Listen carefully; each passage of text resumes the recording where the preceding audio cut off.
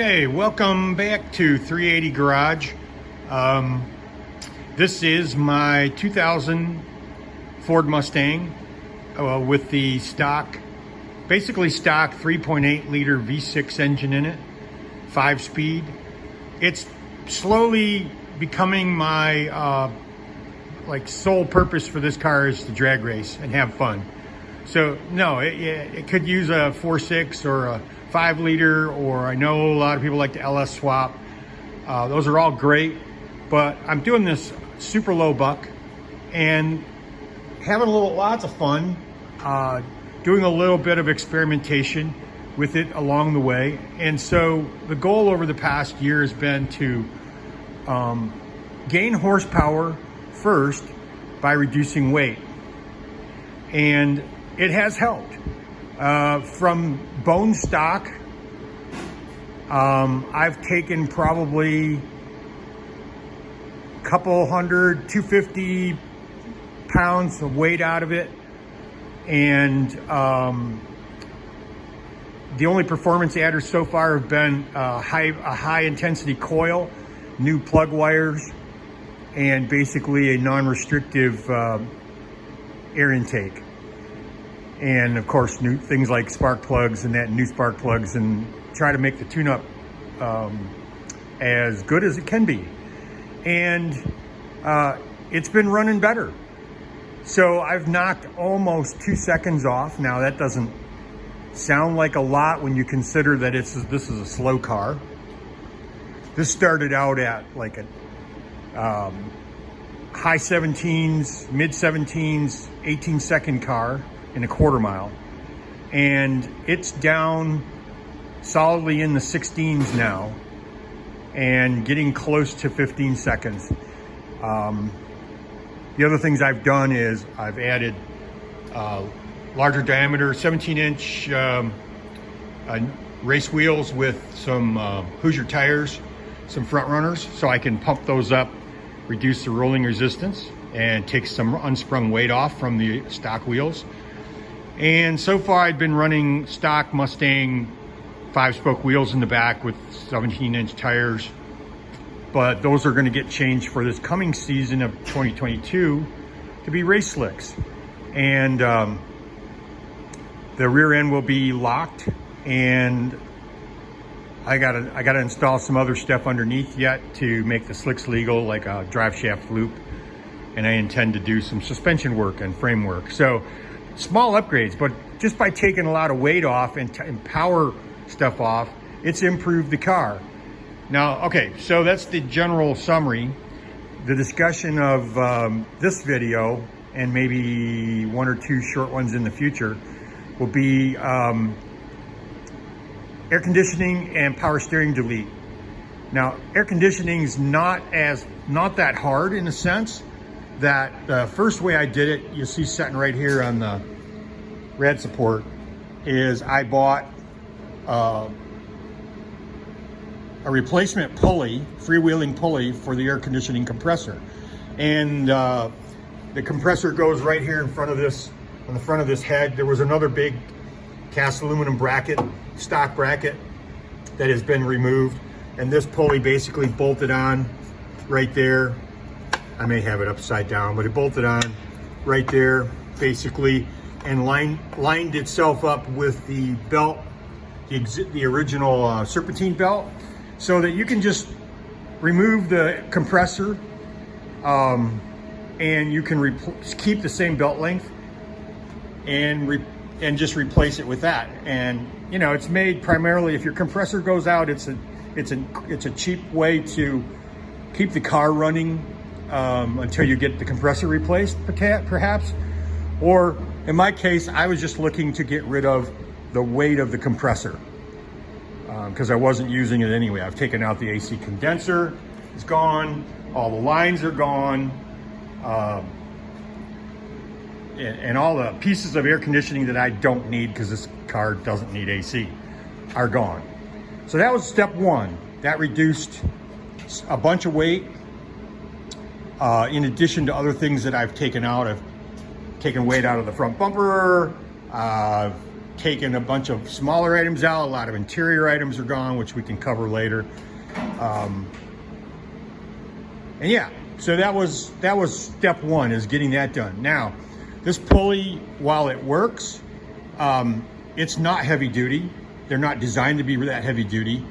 And it would start misaligning itself and becoming a slightly angled. I'm exaggerating, but it would become very slightly angled to where the belt was not running true anymore. And I knew it was going to be a problem down the road. So I got rid of this, but to get rid of this, I had to figure out a new belt size. And that leads me to the power steering pump. Again, to get rid of some weight and some parasitic horsepower loss from the engine. I don't need power steering to go an 1/8 mile straight or a 1/4 mile straight.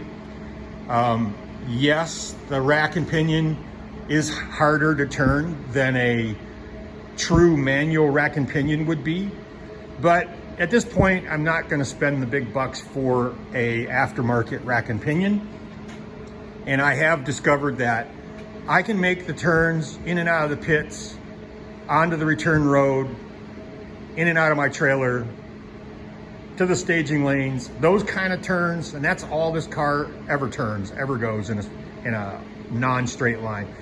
It's hard, but it's not that hard. It can be easily done. So we got rid of the AC compressor, and then I had to figure out a belt routing when I took that off. And initially I tried to figure out, you're gonna see here, you're gonna notice that the final result is not even touching the power steering pulley at this point. And that was after some trial and error. I did experiment with measuring for existing different existing belts that would fit around the power steering pulley and keep it for the time being. But I was not having a lot of luck finding them, and I kept saying to myself, my ultimate goal is to get rid of that and all of its weight completely. So I just decided to bite the bullet and bypass it for now.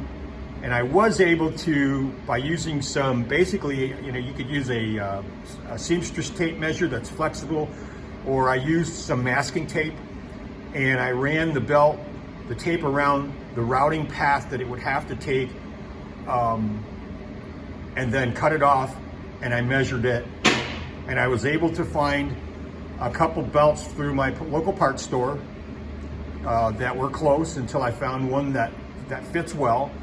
And so basically what's used for tension now, that also eliminated a belt tensioner that was on this side. So that was another problem. And what I was able to do is use the alternator as my belt tensioning device, which is typical of what a lot of older cars used to have with V-belts. And again, I wouldn't recommend driving this as my daily driver necessarily, although I probably could. But for my short trips on the drag strip, it works fine. And I was able to maintain the correct water pump rotation, which this is the other important aspect, is you'll see the belt comes off of, you come around this side, belt comes off of the crank pulley right there. And yeah, there's some part numbers of the belt if you're interested. Comes off the crank pulley, comes underneath the water pump pulley, up and around an idler, and then around the alternator and back down. It was slightly over 50 inches, maybe 52, something like that, inches. But I advise you to measure, try some belts, see what fits snug. And this has good tension on it. I got a little bit of flex like you would normally have, and I have had running it. I'd had a track day where I ran it from like noon to 5 p.m. and I made probably 8 passes that day, and some of them were hot lapped, just back around and ran again. And I never had an issue with cooling. I got a good radiator in it. I ended up replacing the radiator with a stock one because the old one was bad. But it's just a stock radiator, stock coolant overflow bottle, stock water pump, and everything else is stock. And it runs great. It circulates enough water, obviously spins the alternator so I got power, and does a great job. So the next step will be eliminating the power steering pump, brackets, pulley, lines, etc., which will probably be in a future video as I get started on that.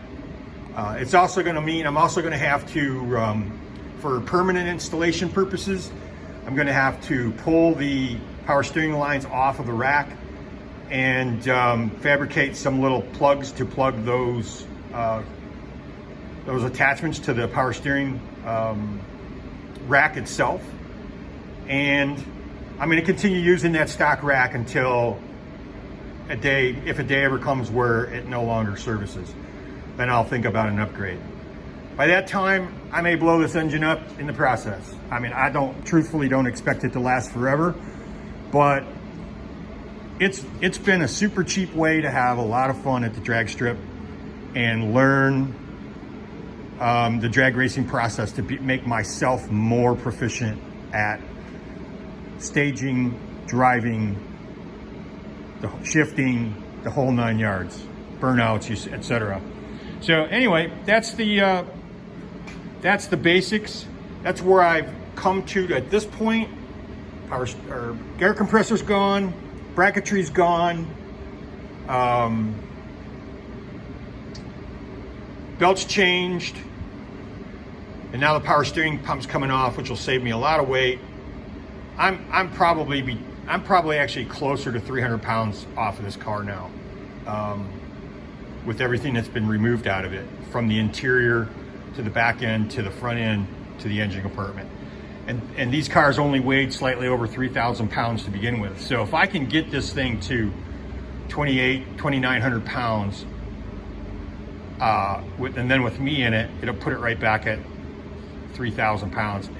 And with a little tuning on the engine, this thing will move pretty respectable for a 6-cylinder and just be a lot of fun. So anyway, that's the wrap up on this initial video, and I will show some more progress in the future as I get changes made. Thanks for watching.